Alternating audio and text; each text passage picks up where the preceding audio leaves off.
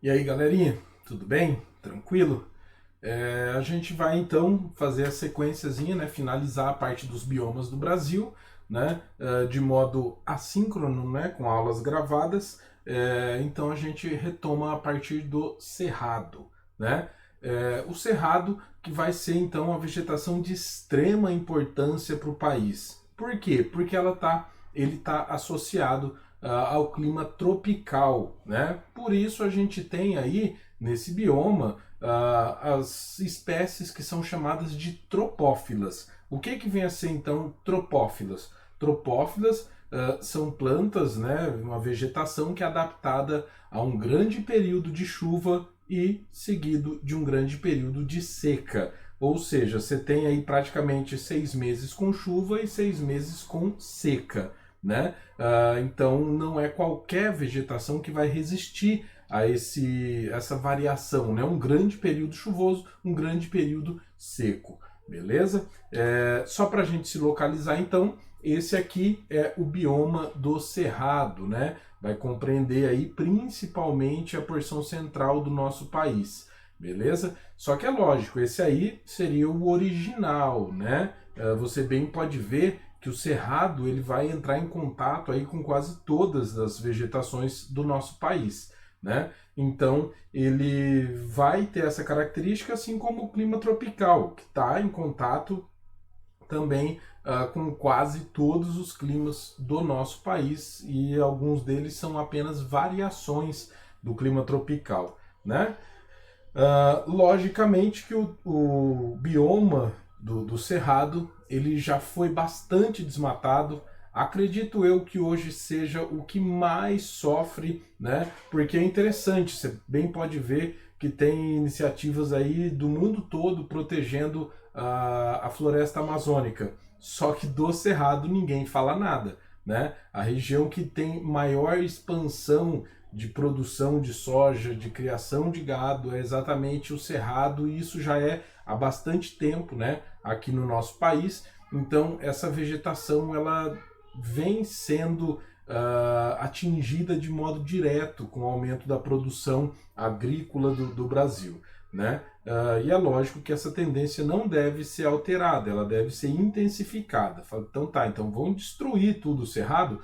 Olha, sim, sim, é basicamente essa a tendência que a gente encontra. E o grande problema disso está exatamente em uma questão que a região do Cerrado, né, o centro-oeste, a região central do Brasil, ela é muito conhecida porque é chamada de berçário das nascentes, né? Então, uma grande quantidade de bacias hidrográficas surgem exatamente nessa região, né? Quando você desmata, você acaba reduzindo a presença de água, né? Por quê? Porque as plantas, as raízes, a própria vegetação, ela acaba segurando por mais tempo a água em uma determinada região. Se você tiver menos plantas, né? E aí eu quero dizer as nativas mesmo, né? As gramíneas, as árvores com grandes raízes, a água vai se deslocar mais rápido. Então por isso que não dá para você pensar em tirar toda a vegetação e falar, não, mas a gente vai substituir tudo por soja. Então acontece que a soja, o período que ela vai ficar no solo é muito curto, as raízes não terão a mesma proporção, então você altera completamente o bioma, tá bom? Então, seguindo, a gente tem, né, aqui só para comparar, só para você observar, né, o que era o cerrado originalmente e uma amostra do que a gente não tem mais hoje, né, porque essa imagem é de 2002. Então você pode ter certeza que no mínimo essa região aqui, ó, do Mapitoba, essa região aqui ela é recordista de desmatamento, né? Fala, nossa, mas e a Amazônia? Não, então na Amazônia também tem desmatamento, mas você não pode se esquecer que nas outras regiões também existem, né? E os cerrados, como a gente nota, ninguém protege o cerrado, né? Deixa meio que largado. Então aí a produção, né, o agronegócio tem um amplo território aí para avançar, beleza?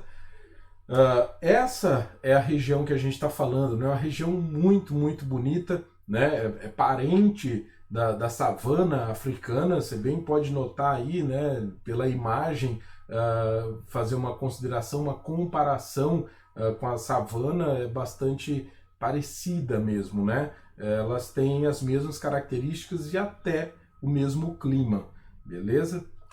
E daí a gente chega a algumas outras considerações, né? Essa aí é uma árvore que é típica do cerrado, né? Você bem pode ver que essa região aí não é um cerrado assim muito fechado, então quase certeza que deve haver uma criação de gado aí, né? Porque se fosse uma vegetação natural, você teria muito mais dessas árvores aí. E essa é a característica dessa vegetação. Você bem pode ver que os galhos são muito tortuosos, né? Você tem aqui, sim, já é uma natural, né? Você tem então uma grande presença dessa vegetação com os galhos tortos, né? Ela tem a casca bastante grossa e isso acaba a raiz profunda também, né? E tudo isso, né? A raiz profunda, a casca grossa acaba gerando para essa vegetação uma coisa que é muito interessante, né? Ela acaba meio que sendo resistente a queimadas. Só que é lógico, não é fogo intenso, é a passagem de uma queimada. Já tá bom demais, né? Nenhum de nós, nenhum animal ia dar conta de resistir a isso. Uma característica também notável dessa região é que, devido aos 6 meses de seca, as raízes dessa vegetação, né, de toda ela, até das gramíneas da região, serão muito maiores que o normal, né? Você tem um solo profundo e a raiz da planta precisa ir buscar a água lá no subsolo, né? Então, dizem, né, tipo, virou meio que moda falar que as árvores, por exemplo, do cerrado, elas são como se fossem árvores invertidas, né? Por quê? Porque as raízes também são imensas, muito, muito grandes, né? Isso aí é uma imagem mais ilustrativa, assim, só para você ter uma ideia. Então essa aí é a raiz dessa árvore. Não, não. Né? O cara que fez um desenho aí para tentar ilustrar, mais ou menos. Só que é isso, assim, não, é um pouco menor, mas é quase, tá? É quase isso, é bastante exagerado, tá? Tanto o desenho quanto a árvore de verdade. Se você for comparar com árvores típicas aqui da nossa região, que chove muito mais, você vai ver que a raiz é bem menor, né? E aí a gente tem a questão dos galhos tortuosos. O que acontece? As plantas, né, as árvores vão ter sua gema apical, que é para onde o galho vai crescer, né? E acontece que na queimada ela vai ser queimada, ou seja, ela vai buscar uma outra direção, uma nova direção. Então a gema apical vai parar de crescer e a gema auxiliar vai tomar conta, né? Principalmente se ela for bem pequenininha e não tiver sido afetada pelo fogo. Isso faz com que, então, ó, uma árvore que seria retinha, pum, fez uma queimada, ela começa a virar, né? Aí beleza, ela está crescendo aqui, vem outra queimada, ela acaba trocando, mudando as direções de novo, tá? Eu acho que minha imagem está na frente, tá? Aqui são as gemas auxiliares, as duas setinhas aqui, tá? Beleza? Dito isso também, deixa eu só ver aqui que eu me perdi agora aqui no momento. O que acontece então? Além de tudo isso, os solos dessa região vão ser bastante ácidos. Por quê? Bom, porque naturalmente, tá? Na verdade, essa imagem aí é só mais para ilustrar a casca grossa, né? Olha só a casca dessas árvores, né? Se você começar a descascar ela e tudo mais, você acaba chegando aí ao caule. Só que é uma grossa camada, então, né? O que acontece, então? Os solos aí são bastante ácidos porque ocorre a lixiviação. Ou seja, os 6 meses que chove muito, né? As árvores vão possuir raízes bastante fortes, bastante rústicas. Por quê? Porque durante o período do inverno ocorre a laterização dos solos, né? Então você tem esses dois processos aí ocorrendo continuamente. E daí a laterização vai ser dissolvida pela chuva, mas acaba chovendo tanto que leva outros elementos também. Então você perde nutrientes aí do solo, né? E isso acaba deixando o solo mais pobre, mais ácido, né? As queimadas, então, ó, elas ocorrem, e o que que a gente nota? Tá vendo aqui a casca grossa? Ó? É exatamente para isso que ela serve, né? Como essa planta tem a raiz bastante profunda, ó, ela vai conseguir resistir, então, às queimadas. Isso aqui estava tudo seco, tá? Tudo seco, tudo amarelado, e daí, por que que a população de lá põe fogo nessa vegetação? As queimadas podem ocorrer naturalmente, só que são bem menores do que a quantidade que ocorre todo ano. Bom, eles acabam colocando fogo exatamente por conta disso aqui, ó. Tá vendo? As folhinhas verdinhas, né? As plantas, então, na verdade, o que que elas fazem? É como se fosse um último esforço, né? Tipo assim, ó, meu, me torrou inteira, né? O que que eu preciso fazer para sobreviver? Putz, tem que tentar fazer alguma fotossíntese aí, alguma coisa, né? Como essa planta tem as raízes profundas, ela vai conseguir fazer isso. Mas a grande questão é o horizonte O, os elementos orgânicos do solo. Meu, você arrebentou com todos eles, né? Então, na verdade, você acabou reduzindo a fertilidade do solo, né? As árvores vão continuar lá, tal, algumas acabam morrendo, né? Dependendo da intensidade da queimada, mas ela fica lá, né?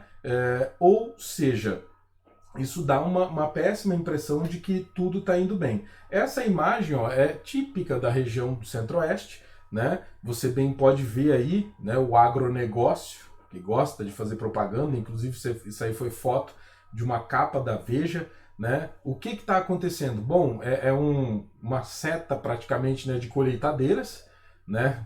Valor aproximado aí de 1 milhão e pouco de reais cada uma dessas colheitadeiras. Então dá para a gente saber que o cara que está fazendo isso, ele tem um pouquinho de dinheiro, né? Logo atrás já vem uma outra seta com tratores tombando a terra, né? Então eles estão tombando a terra, dependendo, se for plantio direto, o cara já está plantando de novo, né? Então, tipo assim, colhi, vou plantar de novo. É lógico, tá? Que o cara só consegue fazer isso porque ele tratou do solo, ele fertilizou o solo e tudo mais. Mas a grande questão é a vegetação dessa região, né? Para onde que foi? Ou seja, aí a agricultura mecanizada, a pecuária também intensiva estão tomando conta. E como a gente bem vê, o país vem tendo aí diversos debates sobre as leis de manutenção da vegetação ou não, quanto que você pode desmatar, quanto que você precisa manter, né? E sempre com reduções da área de manutenção da vegetação. Isso é um grave problema, né? Acredito eu que no presente momento, com a Amazônia quebrando recordes de desmatamento, de queimada e tudo mais, grandes investidores recuando sobre investimentos no Brasil, acredito que o agronegócio comece a entender agora. Fala, parceiro, você precisa manter a vegetação, ela é importante, né? Tem outras regiões que você pode explorar e tudo mais, você não precisa chegar e destruir toda uma região de floresta. Você pode investir para aumentar a sua produtividade, né? E daí, junto com isso, a gente tem nessa região, né, na região centro-oeste e na região norte, observe aqui, ó, norte, 1,6, né, de população absoluta, passa para 15,9, né? O centro-oeste, 1,1, passa para 14,1. Então, sim, vai possuir aí o maior crescimento do Brasil, né, nessas duas regiões. Por quê? Porque a população está indo para essas regiões, as cidades estão crescendo e é lógico que tudo isso se relaciona ao desmatamento. Fala, nossa, então na Amazônia? Na Amazônia também, né? Então a gente tem um aumento, um crescimento da população ali elevado. Tem uma outra ideia também para você, os maiores índices de natalidade estão nessas duas regiões também, norte e centro-oeste, né? E lógico que o bioma vai sentir aí o impacto. E a gente segue para o Pantanal, que está ali do ladinho, né? Pantanal, então, é a maior planície alagável do mundo. Vai ficar, então, na região oeste de Mato Grosso do Sul, né? Essa região aí, ó, você bem pode ver, é uma grande área muito plana, né? Durante o período de chuva, o Pantanal se inunda por completo, né? Uma região dessa aí só dá para você passar de barco, porque a água vai tomar conta de tudo, né? E simplesmente, essa é a região chamada de depressão subandina, né, do Pantanal, por isso que ele é tão plano assim, porque é uma depressão, né? E por ser uma depressão quer dizer que está mais abaixo do que suas áreas vizinhas. Nessa formação também, a gente acaba tendo um esquema muito interessante, porque você vai ter aí as mais diversas formas de vegetação, né? Nessas regiões aqui, ó, de mata grande, que estão mais próximas aos rios, que formam essas grandes baías, né, que são lagoas que vão secar, a gente tem aqui a vegetação de maior porte, né? Aqui ela pode até ser associada à Mata Atlântica, à Floresta Amazônica, né, dependendo do tamanho, logicamente, né? E nas regiões que são mais altas, você tem áreas mais secas e você pode ter até elementos muito parecidos com a caatinga. Então, por isso que a gente diz que é um mosaico de vegetações. Deixa eu só ver qual que é o próximo aqui, tá? É só a localização. Aqui, ó, essas regiões planas, logicamente que no período de inverno, né, ou seja, de redução de chuva, a gente vai ter a presença de campos, florestas, o cerrado já está ali encostadinho, né? Temos também presença de cocais aqui nessa região, por isso, então, um mosaico, né, de vegetações. E, logicamente, que também aqui a pecuária, nesse caso de modo mais intenso, afeta e muito esse bioma, né? Então aqui está o Pantanal mato-grossense, ou também sul-mato-grossense, né? Uma região bastante rica em fauna, em flora, né? E com essa grande questão também do desmatamento. Beleza? Mais um aqui, os Campos Gerais, Pampas, ou então a pradaria brasileira, né? Os campos, eles serão a nossa forma de pradaria, assim como o cerrado é a nossa forma de savana, tá bom? Onde está localizado, então? Vamos ver? Não, não é. Pensei que era um mapinha. Então, essa região é sul do Rio Grande do Sul, né? Os chamados Pampas. O que nós teremos aqui? Aqui a gente quase nunca vai ver árvores. Essas árvores vão estar presentes nas chamadas matas ciliares, né? Por quê? Porque a mata, então, vai acompanhar o rio, vai estar nas bordas dos rios, protegendo os rios. Na sua imensa maioria, é essa aí a formação, ó. Nossa, mas isso aí é um pastão. Por isso que a gente chama de campos, né? Então, desde sempre, essa região sul do Rio Grande do Sul ocupada para a criação de gado, né? Historicamente, a sua ocupação vem a ser exatamente essa. Você bem pode ver lá no fundo, ó, né? Os morrinhos arredondadinhos, né? Que formam as chamadas coxilhas, tá? Então essas coxilhas serão essas colinas aí suaves, né? Por que relativamente homogênea? Bom, é relativamente homogênea porque você tem pastagens, você tem árvores ali, né? Mas então ela seria bem próximo de ser homogênea, né? Um outro detalhezinho, né? É exatamente, deixa eu só ver aqui, tá? A localização. É exatamente o que essa imagem tenta retratar. Quando você bate o olho, você nota o seguinte, né? Tem cerca aí, tem um cara andando a cavalo ali no meio, né? Só que nessas três áreas, né? O comecinho da imagem, o meio da imagem, a parte superior da imagem, você nota nitidamente que são pastagens diferentes, né? Bom, eu não sei o quanto vocês sabem, acompanham aí de pecuária, mas dependendo qual o seu objetivo de criar gado, existem pastagens melhores. Então, tipo assim, eu estou criando gado leiteiro, né? Os agrônomos já te indicam um tipo de pastagem. Não, eu estou criando gado para corte. Eles indicam um outro tipo de pastagem. E daí, o que se faz? Bom, o cara vai lá, passa veneno em toda a pastagem dele, mata toda a pastagem dele, né? Tomba a terra e depois ele vai lá e planta outras gramíneas, né? E logicamente, quando você faz isso, quando você substitui essa pastagem, você alterou, não é mais o bioma original, né?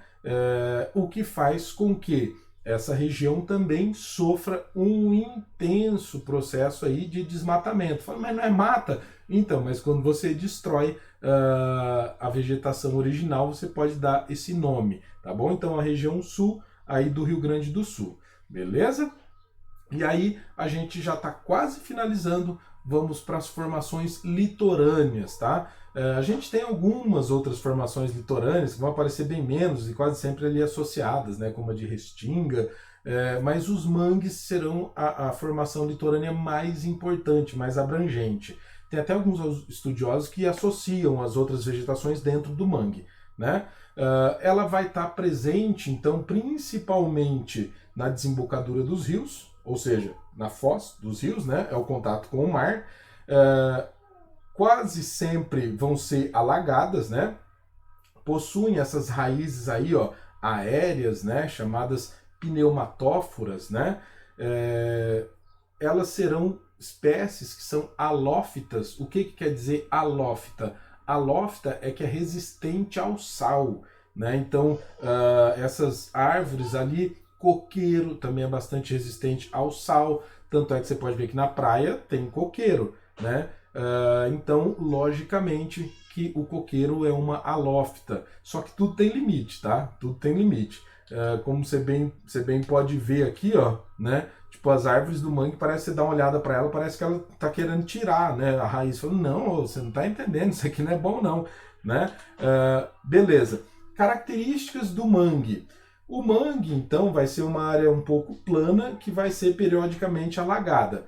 Como ela é alagada, quer dizer que a água fica parada lá. Então, se você já viu aqueles catadores de caranguejo na televisão, o cara vai lá e enfia o braço inteiro dentro do barro para pegar o caranguejo, meu, aquilo lá fede demais, demais. Por quê? Porque a água parada.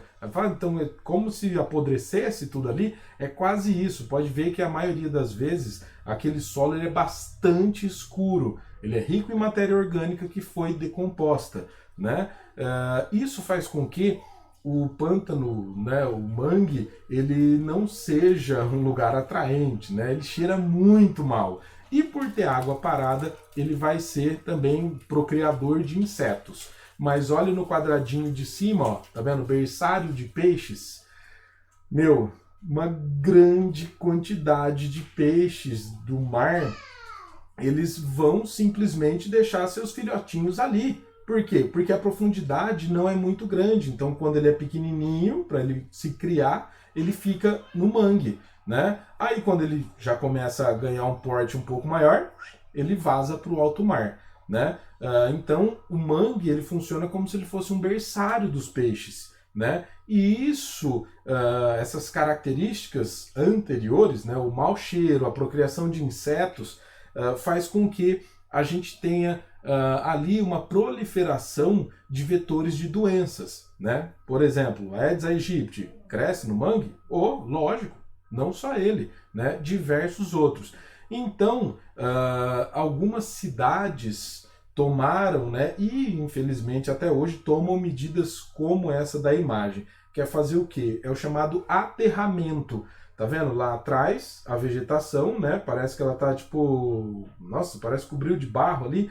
Não, então, na verdade é o mangue. E o que que o cara tá fazendo com a máquina? Ele tá jogando terra por cima. Então você vai, mete terra ali por cima de tudo, né? Essa vegetação ela vai perder sua característica, né? Ela acaba morrendo, ou então o cara já mete a máquina, já mata tudo, já passa por cima de tudo, né? Algumas cidades chegaram a tomar essas medidas como se fossem medidas sanitárias para reduzir o número de casos de doenças e tudo mais. O Rio de Janeiro, né? Tem bairros inteiros do Rio de Janeiro que eram mangues, né? Foi tudo aterrado, tudo tomado, inclusive algumas áreas nobres até, né? Se eu não me engano, acho que é Cancún. Cancún é uma cidade que foi construída em cima do mangue. Tá? Toda ela. toda ela. Tudo mangue aterrado, né? E os caras, na época, ainda fizeram até propaganda. Tipo assim, ó, tiramos uma praga para trazer um prazer, né? Então, logicamente que você pode até... Não fede mais, não vai ter mais mosquito. Bom, mas você matou um bioma, você reduziu a quantidade de peixes do mar, né? Vai saber como que você conseguiria calcular isso, a quantidade que você criou de mal, né, ao fazer uma coisa dessa. Beleza? Então os mangues, ó, eles vão estar na faixa litorânea do Brasil, né? Eu sei que a imagem é bastante feia, mas foi a única que eu achei, né? E deu trabalho ainda. Vai ficar pensando que foi fácil de achar, não. Esse aqui, esse último, é um extra, tá? Porque eu não gosto dessa classificação de mares de morro como um bioma. Por quê? Porque para mim não faz parte. Isso para mim é bem mais um compartimento do relevo. Mas enfim, alguns materiais trazem mares de morros como biomas, tá? Então só para constar, eu estou passando isso para vocês. Os mares de morro, então, eles vão se concentrar, né, desde o litoral nordeste até a região sul, sudeste, né, e eles são, na verdade, uma grande concentração de pequenos morros arredondados, né, que a gente chama de superfície mamelonar, né, que é como se fosse meia laranja. Tá? Eu sei que você pode ter ficado com uma mão aí na cabeça, mas não, tá? Quer dizer meia laranja, mamelonar. Não sei por que também, não sei qual a etimologia. Mas enfim, em toda a sua extensão, a vegetação que vai recobrir essa região é a Mata Atlântica, né? Então isso aí, ó, nessa imagem, a gente tem uma região que fica entre São Paulo e Rio de Janeiro, né?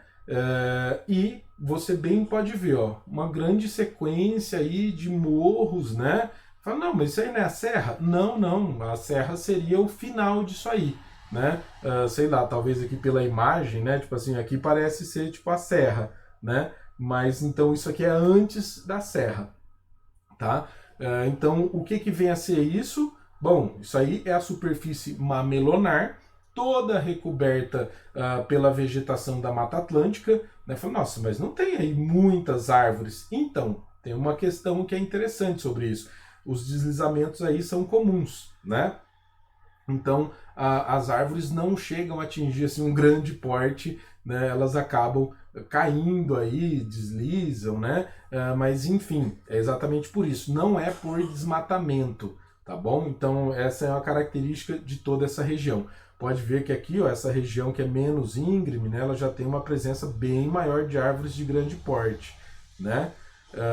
Então, por isso que você tem mais gramíneas aqui do que árvores, mas é a vegetação de Mata Atlântica que recobre aí até por conta da quantidade de chuva. Chove bastante nessa região, tá? Então o domínio dos mares de morro, você bem pode ver que ele vai... Fala, meu, mas ele vai ficar em cima da Mata Atlântica, vai ficar em cima dos mangues, né? Parece ali que até pega a mata de araucária, né? Então, tá vendo? É meio controverso, tá? Mas então eu tô colocando isso na aula só para que você saiba.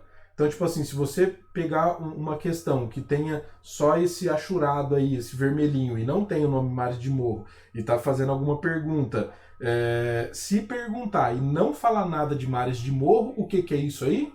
Mata Atlântica, tá bom? Beleza? Então, senhores, é isso mesmo, né? Acabou, não coloquei nem a imagenzinha de final, desculpa. Mas então, ó, beijão pra vocês, bons estudos aí e até mais. Tchau, tchau. E boas provas, né?